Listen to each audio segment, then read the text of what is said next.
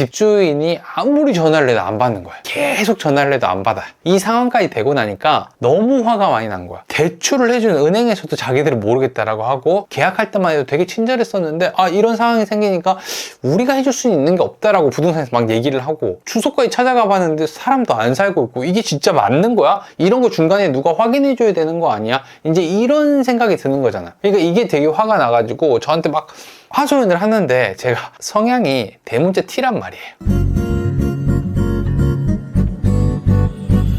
안녕하세요, 버스너입니다. 오늘은 얼마 전에 제가 이제 상담했던 내용인데, 여러분들이 한번 듣고 판단해 보세요. 어떻게 하면 더 좋은 방법이 있을지 한번 얘기를 해볼게요. 일단 그림을 좀 가지고 왔는데, 상황부터 간단하게 좀 설명을 해볼게요.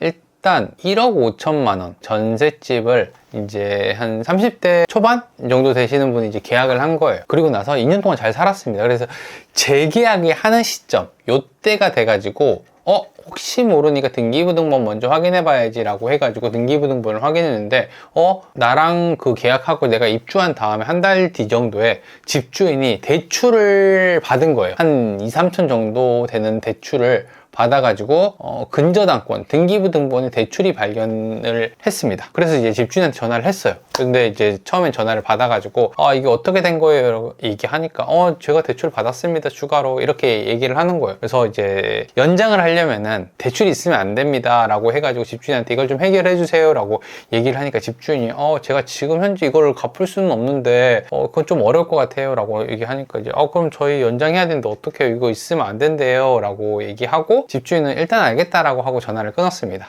근데 문제는 이거예요. 그 다음부터 집주인이 아무리 전화를 해도 안 받는 거예요. 계속 전화를 해도 안 받아요. 그러니까 이때부터 이제 막 상황이 심각해진 거예요. 그 전까지만 해도 집주인이 알아서 해결을 해주겠지라고 생각을 했었는데, 갑자기 이런 상황에 잠수를 탄 상황이 생기게 나니까 이제 전세 사기 사건이 진짜로 내일이 되나 막 이런 걱정들이 되잖아요.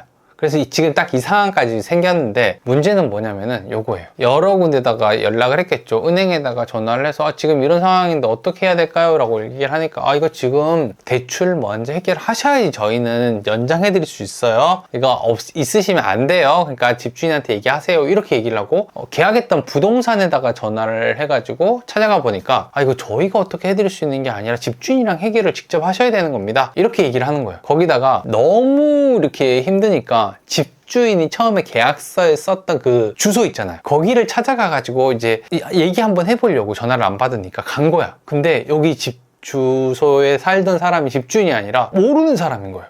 저 그런 사람 모르는데요? 이렇게 얘기를 하고 돌아왔어요. 이때 이제 화가 되게 많이 났더라고. 이 상황까지 되고 나니까 너무 화가 많이 난 거야. 대출을 해주는 은행에서도 자기들은 모르겠다라고 하고, 계약할 때만 해도 되게 친절했었는데 이런 상황이 생기니까 우리가 해줄 수 있는 게 없다라고 부동산에서 막 얘기를 하고, 주소까지 찾아가 봤는데 사람도 안 살고 있고, 이게 진짜 맞는 거야? 이런 거 중간에 누가 확인해 줘야 되는 거 아니야? 이제 이런 생각이 드는 거잖아. 그러니까 이게 되게 화가 나가지고 저한테 막 하소연을 하는데, 제가 성향이 대문자 T란 말이에요. 감정을 조금 다 얘기를 해줘야 되는데, 그렇게 화내지 말고 일단 제 얘기 들어보세요. 지금 이거 화낸다고 해결되는 거 아니니까 이거부터 알고 가시죠 라고 하고 그냥 바로 설명 시작했어요. 자, 어떻게 지금 내가 해야 되는 상황이 어떤 상황이냐, 집주인에게 연락을 해야 되는 상황이잖아요. 그러니까 집주인에게 연락이 안 됐으니까 이 문제가 생겼으니까 집주인에게 연락을 하는 방법 먼저 찾아야 됩니다. 지금 이거 화낸다고 도움되는 거 아니에요. 이렇게 얘기했어요. 지금 다시 생각해봐도 별로 좋은 건 아닌 것 같은데, 사실 이게 필요한 시점이거든요. 그래서 이렇게 얘기를 해줬어요. 그래서 첫 번째로 이런 때는 어떻게 해야 되냐면은, 내용 증명을 먼저 보내야 돼요. 내용 증명. 이게 계약서에 있는 주소나 아니면 등기부등본에 있는 주소로 내용 증명을 보내야 돼요.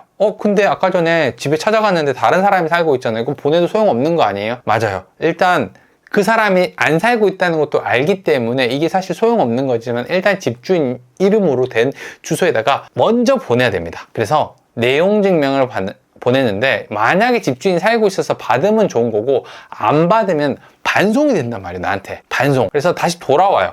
이게 어떤 시스템이냐면, 우체통에다가 그냥 넣어두는 시스템이 아니에요. 등기잖아요. 내용증명 등기로 가기 때문에 우체국 아저씨가 여기 버튼홍 씨 살고 계세요? 라고 전화해가지고 사인 받아가지고 직접 본인에게 전달하거나 가족들에게 전달하는 그런 시스템이란 말이에요. 그러니까 안 산다라고 하면 무조건 반송됩니다. 그래서 반송을 받아요. 이게 되게 중요해요. 딱 반송을 받으면요, 이 반송 받은 내용 증명이랑 원래 가지고 있던 계약서 있잖아요. 그리고 내 신분증 가지고 동사무소 가면 됩니다. 동사무소 가면은 현재 집주인 집 주소를 알려줘요. 이게 이해관계인이 된 거잖아요. 여기 살고 있고 이 사람과 계약을 했는데 집주인이 지금 연락이 안 돼요 라고 해서 확인을 해야 되는데, 최대한 내가 연락할 만큼은 해봤다라고 하는 증명이 바로 내용 증명이 반송받는 거란 말이에요. 그래서 요거 받으면 됩니다. 그래서 요거 받고 그 다음에 이제 그 주소, 알아낸 새로운 주소로 다시 내용 증명 보내면 돼요. 여기까지가 내가 해야 되는 거예요. 내가 먼저 해야 되는 거예요. 집주인한테 연락이 안 되거나 뭐 그러면은 부동산에 가서 화를 내거나 아니면 은행 가가지고 막 멱살 잡거나 보증보험 가가지고 막 얘기를 해도 소용없단 말이에요. 일단 여기까지는 내가